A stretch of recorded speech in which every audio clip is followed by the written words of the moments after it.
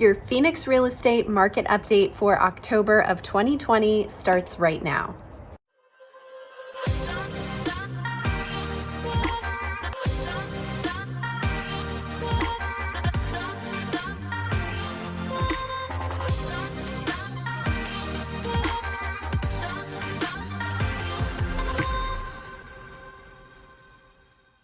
Hey everyone, I'm Caitlin McKegg, a realtor here in Phoenix, Arizona, and I'm giving you the monthly update for what's happened in the real estate market here in Phoenix in October of 2020.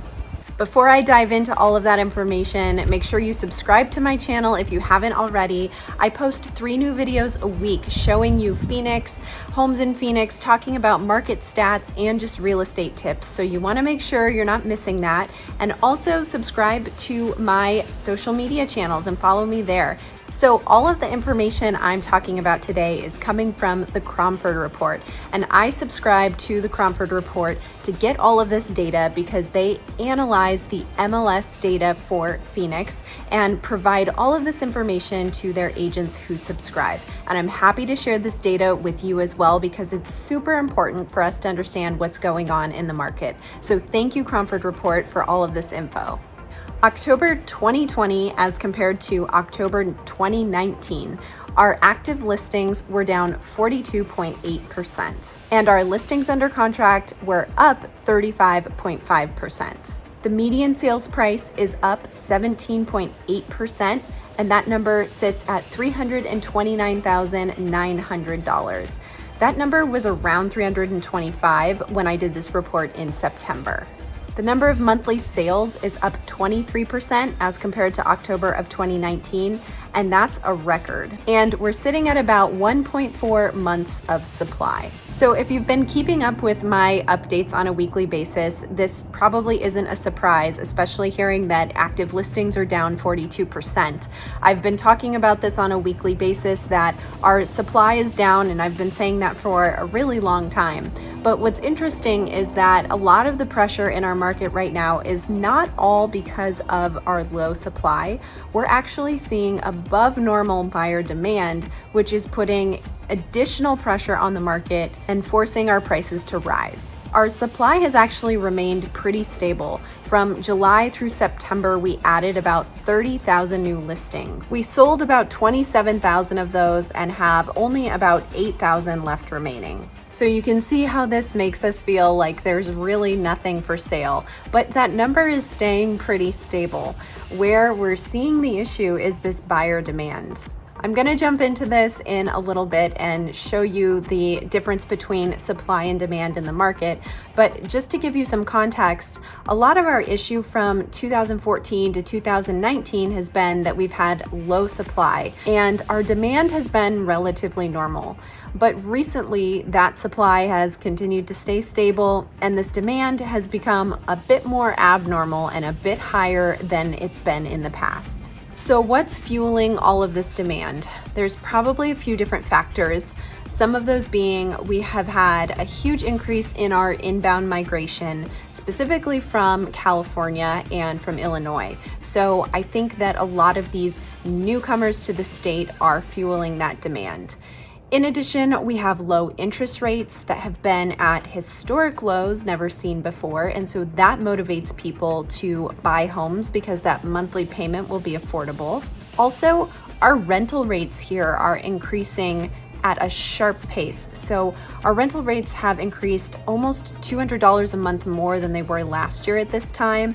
I think the average is about $1,795 a month if you're renting a 1,500 square foot house here in Phoenix. So with those prices sharply increasing, people are more motivated to buy because your mortgage payment would actually be lower than your rental payment.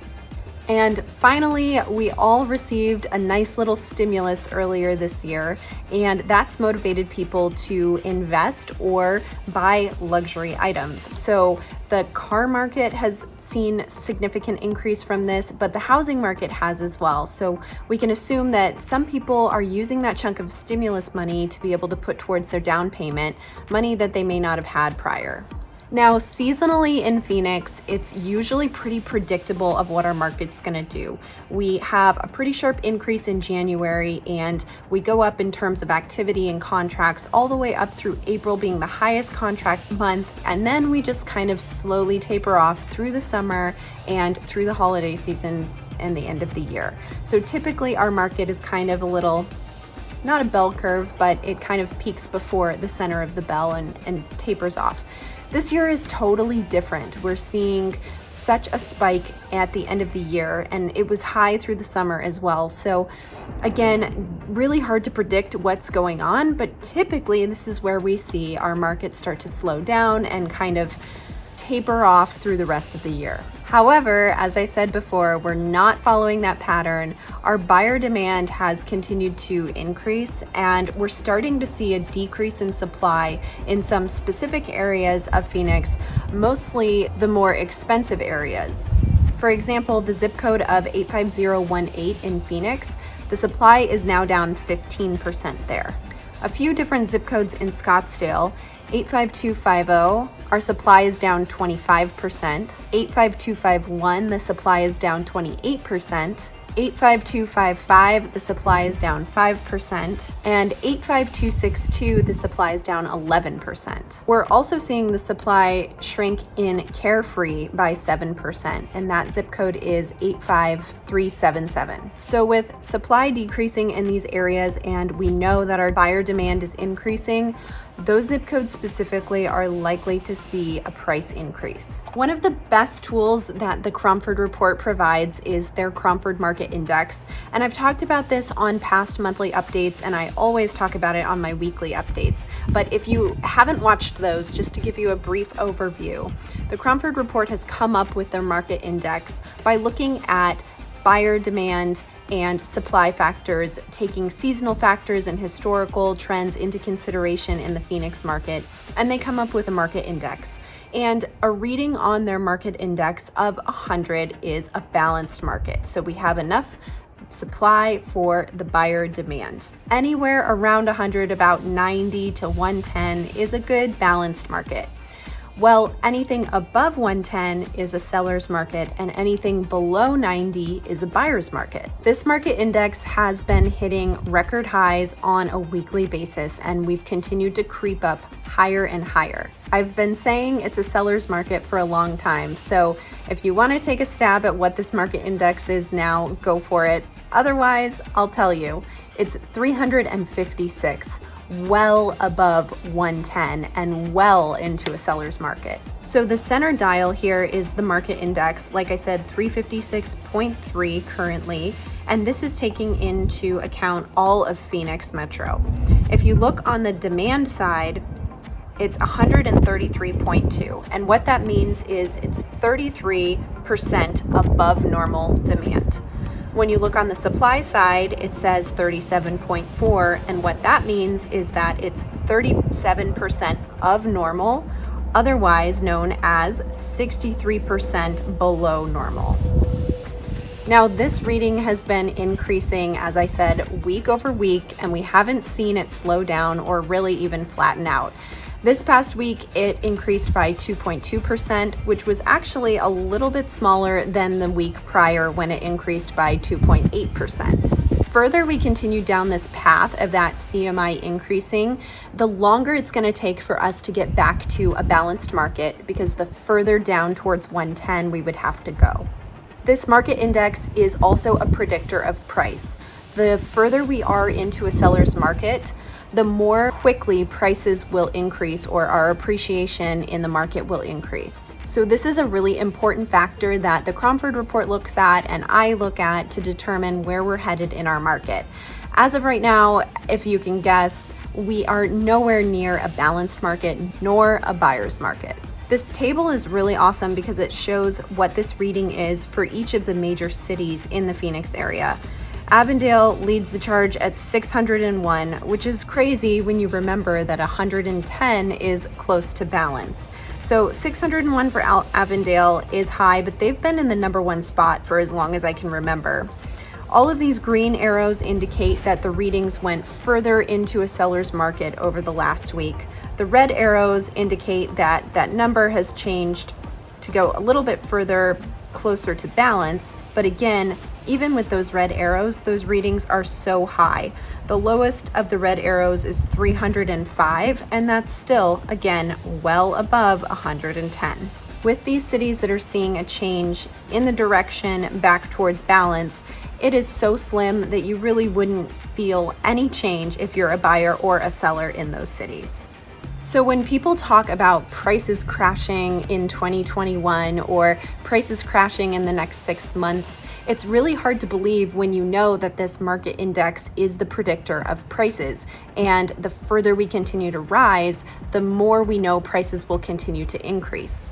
Being that this is a predictor of prices, the only way we would know prices are going to start to decrease is if this reading starts to come down. And right now, it's not even staying stable, it's continuing to climb. So it begs the question of how long is it going to take until the market index starts to turn downward? In which case, once it does turn downward, how long would it take for us to get to a balanced market? Well, history helps us understand what this might look like. This is a screenshot of a presentation that I sat through from the Cromford report, so I want to give them credit for all of this because I did not create this graph. But what it's showing is the green line towards the top where it says 2005. We had a reading of 313 on the market index. Keep in mind we're at 356 now.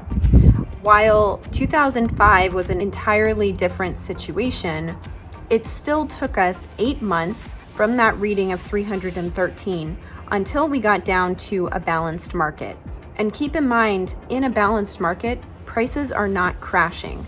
Prices are just stable and moving up with the rate of inflation rather than appreciating at crazy rates. If you look in the purple, you'll see June of 2013. That's again when our market index started to turn downwards, and we were only at a reading of 179. So since we weren't so far into that seller's market, it only took us 6 months until we got back down to balance. Again, at balance, you are not seeing prices crash. You're only seeing them slow down in terms of the increase and only rise at the rate of inflation. Jumping back to 2010, with a reading of 122, it took us 2 months to get back to balance.